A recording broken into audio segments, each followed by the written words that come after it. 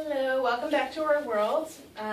September is Disaster Awareness Month, so over the course of the next couple of weeks, all of our employees are going to be giving tips on what you can do to be prepared in case of an emergency with your animals.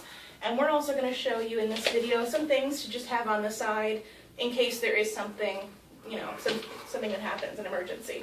So what I'm holding in my hand now, just an example, is a list of all the vaccines for one of the cats here at the shelter.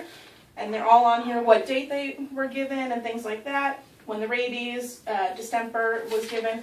That way you have all the vet paperwork in case something happens and say you need to board them on an emergency. You have everything, they're all up to date, you're good. This is going to go over there. So, what else? The other things that we have here, we have different kinds of carriers. This one is just a standard cat carrier, good for cats, small dogs, rabbits, guinea pigs, things like that. Obviously, you can have whatever kind you have works, but we just wanted to show. This one is a small animal carrier, works really well for birds. There's a spot that you can put perch in there, so anyone who has their birds at home. This is a cardboard carrier, and I know not everyone has these, but you can get them at your local shelters and vets. Sometimes they work a little bit better if you're short on space because you can collapse them down and then just put them together when you need them. You can also store the things that you need in case of an emergency inside the carrier. That way it cuts down on space and you have everything contained to one area. We've got some blankets here. You want to make sure that you have them. That way your animal is comfy when you do put them into the carrier. For anyone who might have snakes, pillowcases are a really good idea for the smaller guys. It keeps them contained. You can put them in there, tie a little knot, and they'll still be able to breathe. That way they won't get loose. If you put them in a carrier with certain holes in it, there's no escaping. And it'll keep them calm because it's a nice quiet area for them. If you guys do have really tiny, like reptiles, hamsters, and you don't have a little terrarium for them, coffee cans and shoe boxes work just as well. You can poke holes through here, put some bedding in there for them, and they work in a pinch just in case. Other things that you're going to want for your cats and dogs, make sure that they're always wearing their collar and tags with your address, phone number, and their name on it, as well as their microchip tag, and if you adopt from the shelter, their Jersey Shore shelter tag.